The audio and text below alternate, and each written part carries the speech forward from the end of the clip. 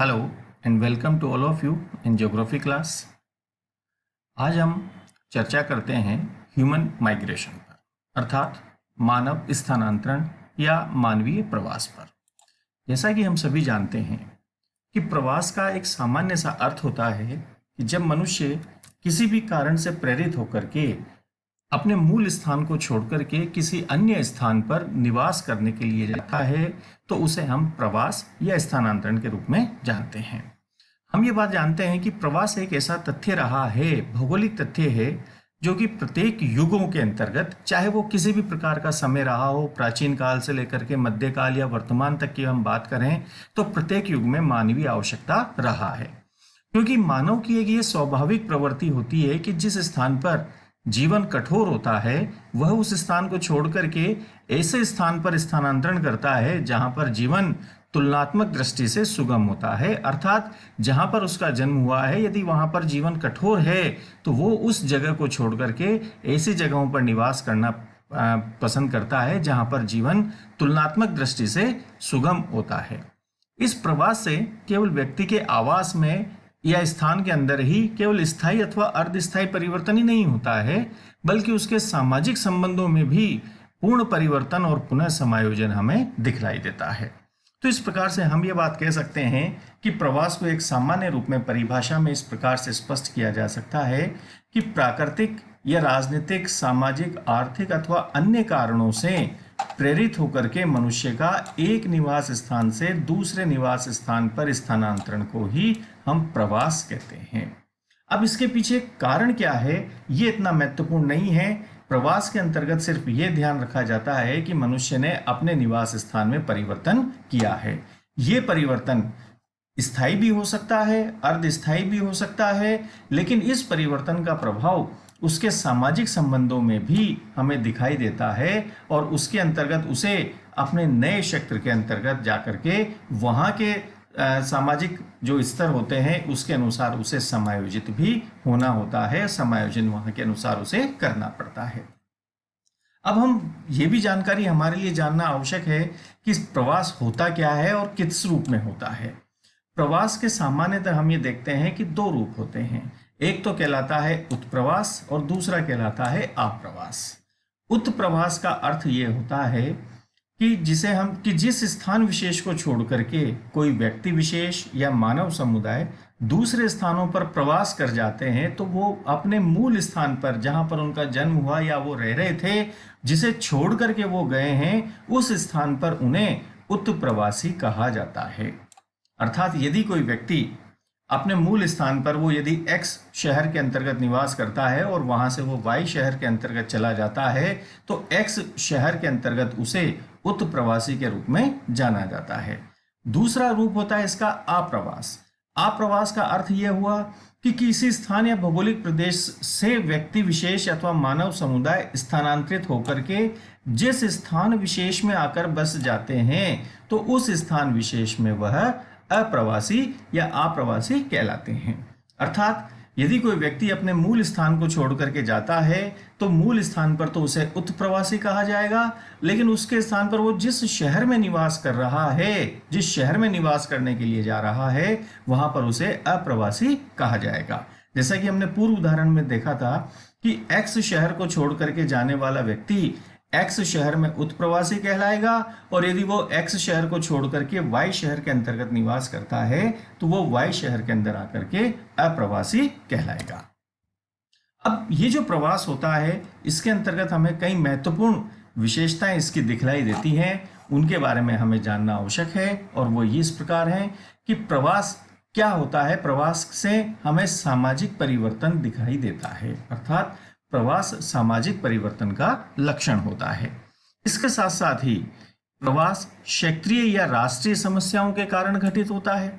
सामान्यतः व्यक्ति अपने स्थान को छोड़ना पसंद नहीं करता, लेकिन किसी न किसी प्रकार की समस्याओं के कारण, अब समस्याएं किसी भी प्रकार की हो सकती हैं, चाहे वो प्राकृतिक हो, सामाजिक हो, राजनीतिक हो या धार्मिक हो या अन्य किसी भी प्रकार की हो, किसी न किसी समस्याओं के कारण से ही व्यक्ति अपने मूल स्थान को छोड़ने के लिए प्रेरित होता है।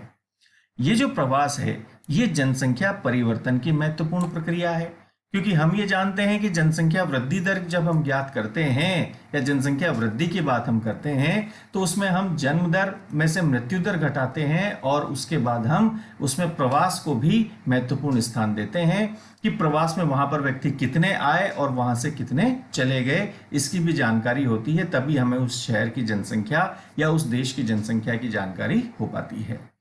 ये जो प्रवास है ये जनसंख्या और संसाधन के असंतुलन को भी दूर करता है। यदि किसी जगह पर संसाधनों की तुलना में जनसंख्या कम है तो वहां पर जनसंख्या आकर्षित होकर के आती है, जिससे संसाधनों के उपयोग को बढ़ावा मिलता है। वहीं किसी स्थान पर संसाधन कम है लेकिन जनसंख्या अधिक है तो वहां से जनसंख्या स्थानांतरित होकर के दूसरी जगहों पर चली जाती है। तो अर्थात ये जनसंख्या और संसाधनों के मध्य जो असंतुलन है, चाहे वो पॉजिटिव रूप में हो चाहे नेगेटिव रूप में हो, उस असंतुलन को दूर करके उसमें संतुलन करने का प्रयास करता है। इस प्रवास के कारण से सांस्कृतिक प्रसारण भी हमें दिखाई देता है कि जब व्यक्ति अपने स्थान को छोड़कर के दूसरे स्थान पर जाता है तो वो अपने स्थान की संस्कृति का वाहक होता है, तो उसके कारण से वो सांस्कृतिक प्रसारण का भी साधन के रूप में काम होता है।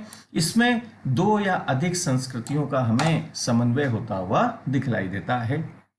प्रवास मुख्य रूप में कारण की यदि हम बात करें तो आर्थिक कारणों से होता है। ये हमें प्रवास की विशेषताएं महत्वपूर्ण रूप के अंतर्गत दिखाई देती है। अब हम बात करते हैं प्रवास के पीछे कारण क्या होंगे। उन कारणों पर हम चर्चा आज करते हैं कि प्रवास के कारक कौन कौन से होंगे। तो जितने भी कारक हैं प्रवास के पीछे कि मनुष्य अपने स्थान को छोड़कर के दूसरे स्थान पर जा रहा है, तो उसके पीछे जितने भी कारकों की भूमिका होती है उन कारकों को हम अध्ययन की दृष्टि से दो भागों में बांटते हैं। पहला तो आता है प्राकृतिक कारक, दूसरा आता है मानवीय कारक। प्राकृतिक कारकों के अंतर्गत जलवायु, जलापूर्ति, मृदा, प्राकृतिक आपदाएं, इनको शामिल किया जाता है। वहीं मानवीय कारकों के अंतर्गत आर्थिक कारक, सामाजिक, राजनीतिक और जनांकीय कारकों को सम्मिलित किया जाता है। अब हम यहाँ पर एक बात ये भी जानें कि प्राकृतिक कारकों में जलवायु क्या रोल अदा करती है, किस रूप में प्रवास को प्रेरित करती है। हम ये जानते हैं कि मनुष्य की बसाव की पहली शर्त उपयुक्त जलवायु होती है। मनुष्य उन क्षेत्रों में निवास करना पसंद करता है जहां पर जलवायु सुगम होती है, अनुकूल होती है। तो मनुष्य सामान्यतः कठोर जलवायु वाले क्षेत्रों को छोड़ करके वो सामान्य जलवायु वाले क्षेत्रों में निवास करना पसंद करता है, जिसके कारण भी हमें स्थानांतरण दिखाई देता है। और प्राचीन काल में इस तथ्य को लेकर के अत्यधिक हमें स्थानांतरण भी दिखलाई दिया है। वर्तमान में हालांकि इसका प्रभाव थोड़ा कम हुआ है, लेकिन फिर भी ये प्रवास को प्रेरित करने के पीछे एक कारक के लिए एक उत्प्रेरक के रूप में काम करता है। दूसरा कारक आता है जिसे हम कहते हैं जलापूर्ति। हम ये जानते हैं कि मनुष्य की प्राथमिक आवश्यकताओं में शामिल है जल।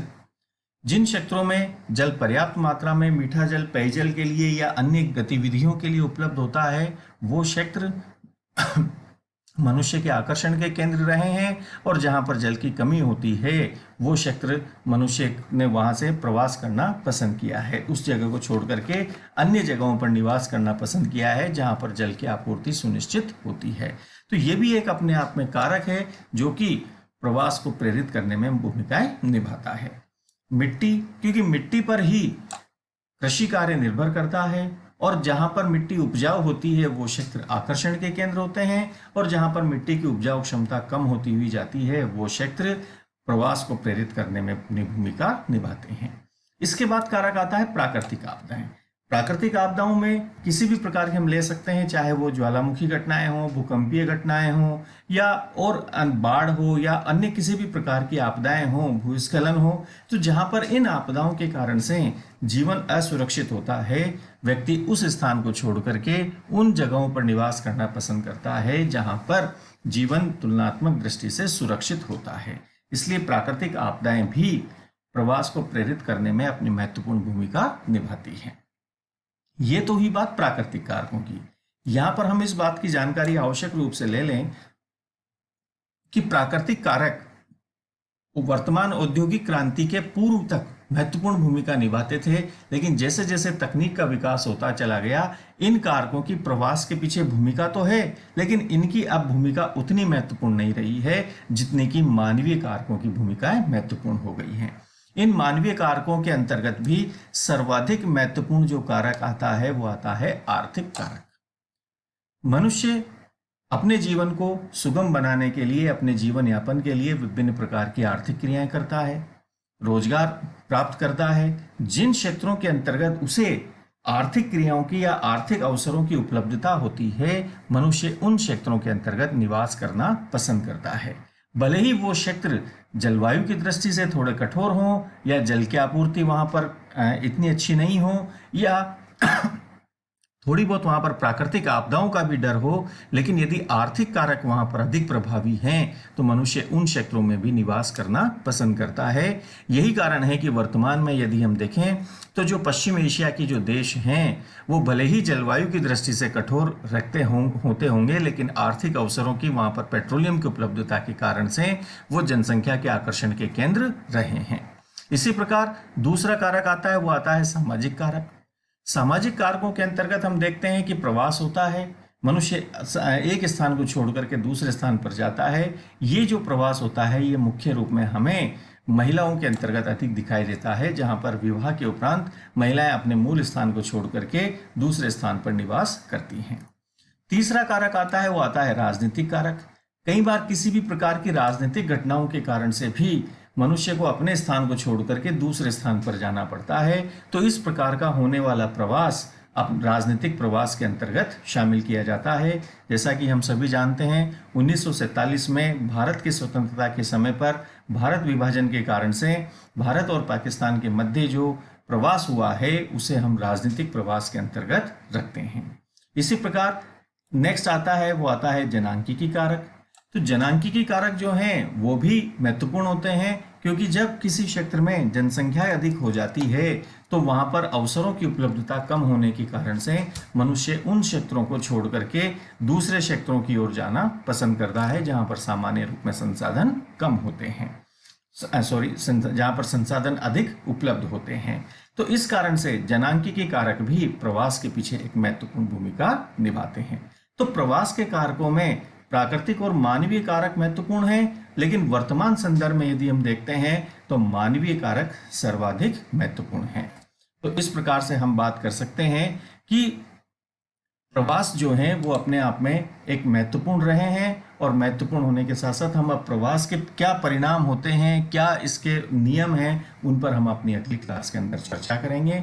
आप हमारे साथ इसी प्रकार बने रहिएगा। Thank you very much.